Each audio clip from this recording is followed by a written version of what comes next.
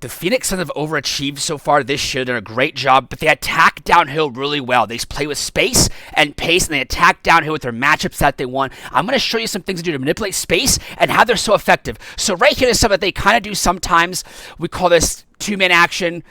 Pistol action is what the Clippers used to call it. They ran a lot of this back in the early 2010s eras. When you pass here, then what happens here is obviously if defenders are overplaying, they're not switching, they fall asleep, it's an easy give and go, right? But they don't have that here. So look what happens here. We're going to set a side screen for a dribble handoff right here. If a three-point shot was happening, you could have it into a high ball screen roll. And look at the spacing right here, guys. Look at the spacing that they have. They want to attack downhill with space.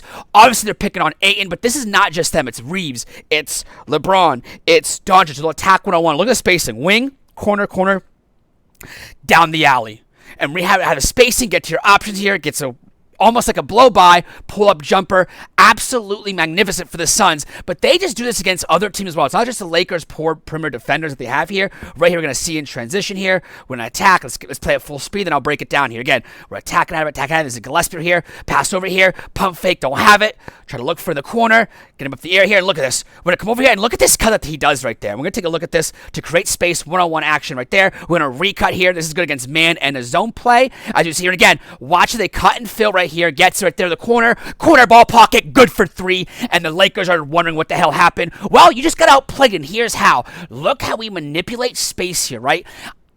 Maybe manipulate space isn't a great term, but for me, I love to use it right here. But take a look at this, right?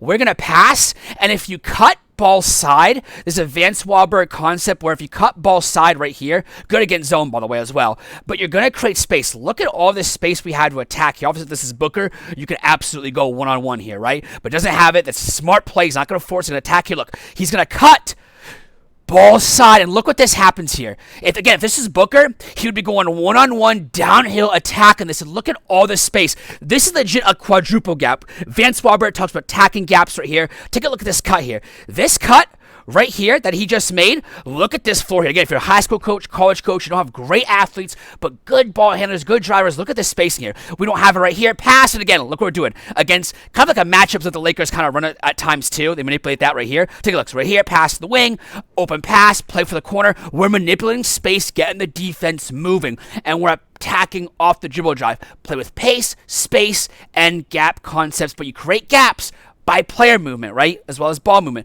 Again, we're attacking in transition here. Gonna have a three, don't have it, good job. Attack downhill, get to your spot here, bang. Let's take a look at this real quick, guys. Really simple stuff in transition. Again, this is a lot of, I'm telling you right now in college and high school, because half-court offenses are starting to get better and better than they were 10, 20 years ago, more teams aren't as great in transition defense as are in the half court. So you're going to see more and more teams who are undermanned, quote unquote. They're going to attack in transition right here. Pitch back here. We see it. Villanova.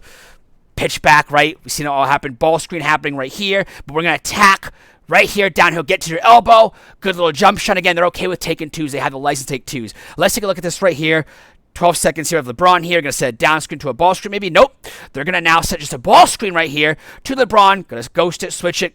Let's play space right here, come off it, and look right here. And look at what happens here, guys. We set this ball screen here, which is almost like a ghost of fade screen. But what Green's going to do is going to come up here to create a vacuum of sorts for the downhill. So they're going to switch that, which is fine here.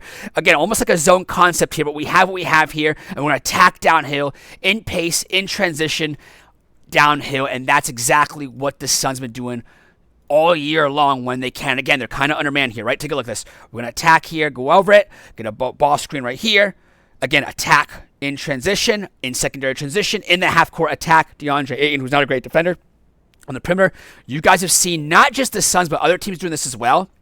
You're going to see this more and more, especially in collegiate basketball as well, where how do you create space by doing triple gaps, by ball movement, player movement, and notice how they're just making it very simple, but attacking on the perimeter, guys. Hope you guys like it. As always, keep your sights on basketball vision. Thank you.